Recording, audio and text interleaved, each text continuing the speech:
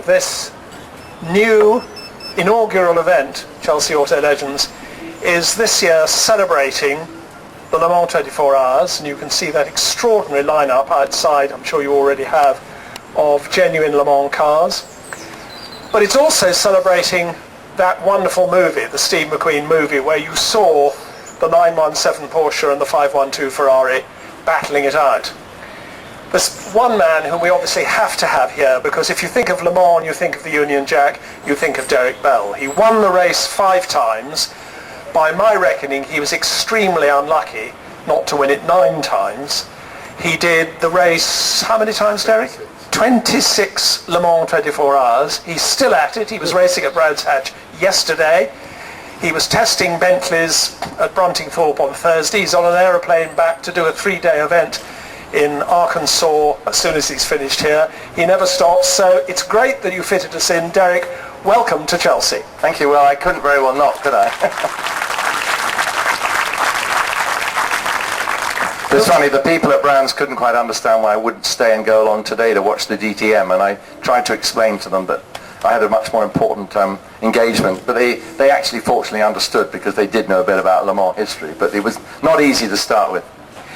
We'll talk about the race itself in a moment, but let's first talk about the Steve McQueen film, because as soon as you'd finished doing the 1970 race, which was your first time at Le Mans, you then started working actually on the race itself, and I think you got to know Steve McQueen extremely well.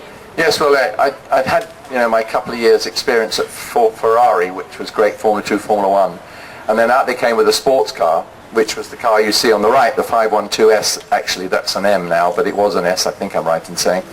And there was the car I drove in the film. And my first race was at Spa in a 512S for Jack Swatters, and then from then I had a moderately good result there, and Mr. Ferrari said, I'd like you to come back to the factory team and drive at Le Mans.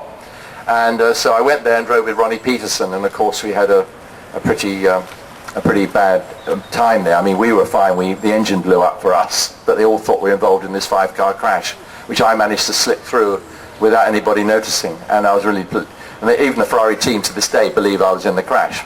Anyway, that was really the beginning of it, and then of course I stayed on with the Jack Swatters car, which actually is that car, with then painted red, and I worked on the film with Steve McQueen, so it was an intriguing time. When you watch the Le Mans film now, it's hard to remember that, of course, it was shot 40 years ago when technology for clever stuff with computers and cameras didn't really exist. And I think I'm right in saying that Steve McQueen insisted that there was no slow movement speeded up for the film. It all had to be done at maximum speed, all those shots. Yeah, I mean, everything had to be done flat out. They did 22 hours of filming during the race. We had Jonathan Williams, amongst others, driving the little 908 with a couple of cameras on the car.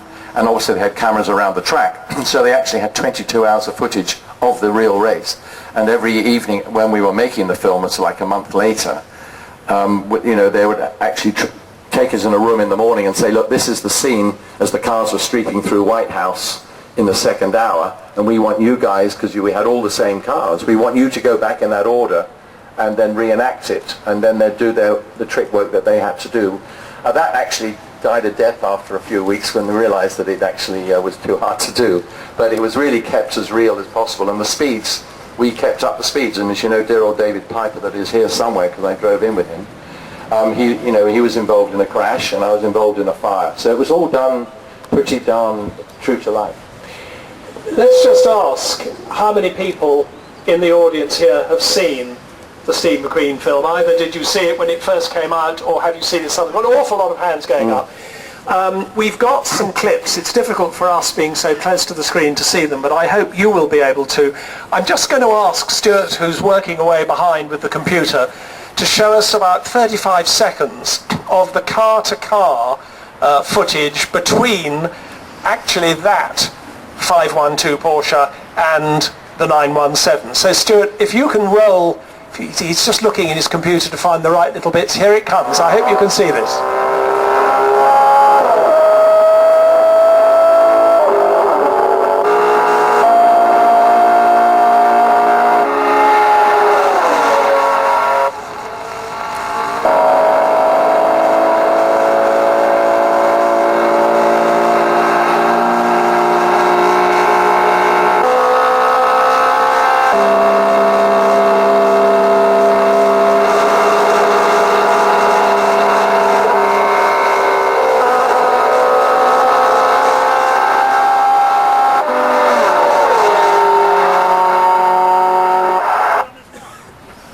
Magical stuff. Magical stuff. I'm going to have to go home and watch it again tonight, I think. If I could see that shot, I couldn't see it very well. I think it was the one with the Ferrari past the Porsche.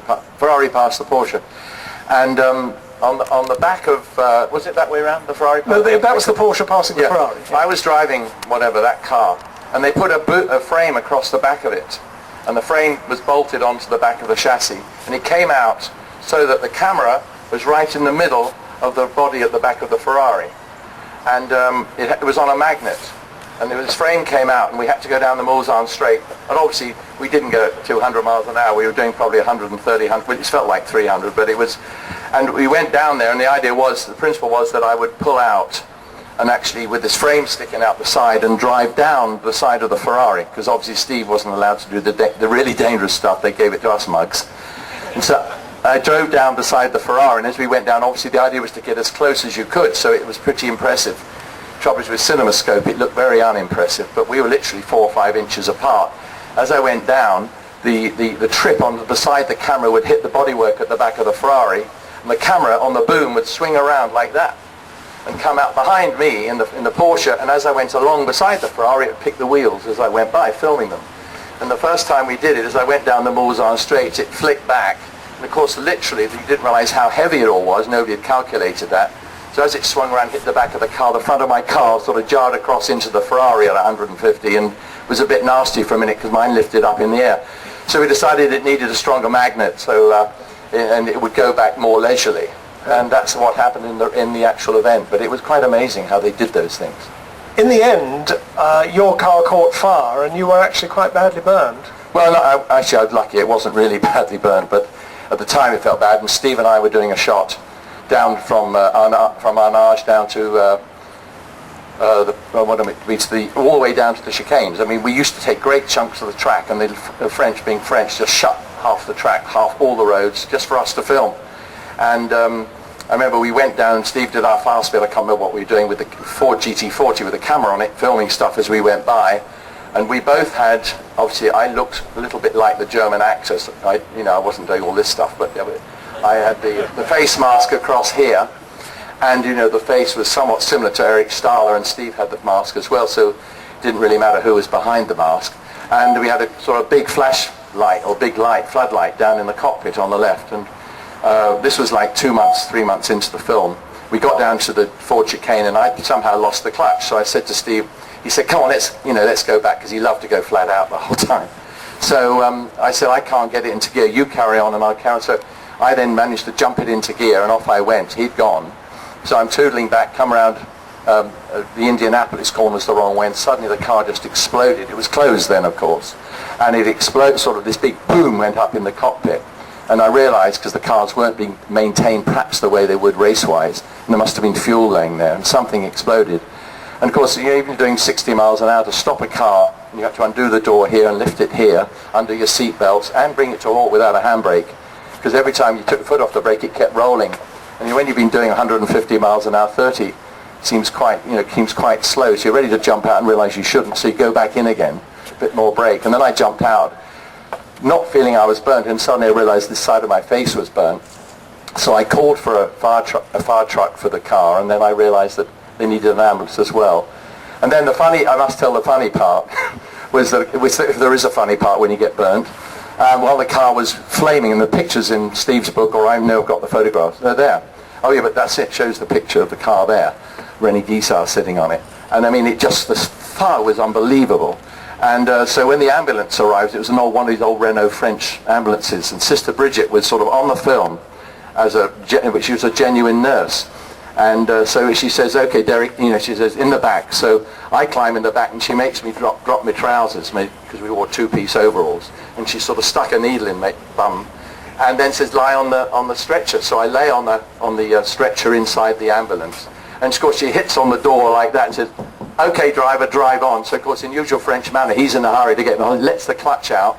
And my stretcher went straight up through the back doors of the ambulance, and I was out there holding on, going, oh my God, I'm going to break my neck now. And then of course, he had heard the crash and the corruption, so he hits the brakes, and believe it or not, I did go shooting back in. But and it made a funny scene at the time, and they never had it recorded, of course. But so out of all that sort of horror came a bit of humour. during the filming, you actually, with your family, shared a house, I think, for a while with Steve McQueen. So you obviously got very close to him. Yes, we became, amazingly good friends. The thing about it, people think, oh, he was a bit arrogant, but the trouble was everybody he met was usually trying to upstage him and prove they were a better actor, which possibly wasn't difficult. But they were all trying to prove they were Steve McQueen's friend. But I think with all of us, Dickie Atwood and Joe Siffert and all the drivers and Brian Redman and all of us that were there, we were just racing drivers and we had no ambition to be actors. And Steve had a great ambition to be a really good driver, which he was an amazingly good driver. And so consequently, we had this great rapport because we weren't trying to encroach on each other's land, really.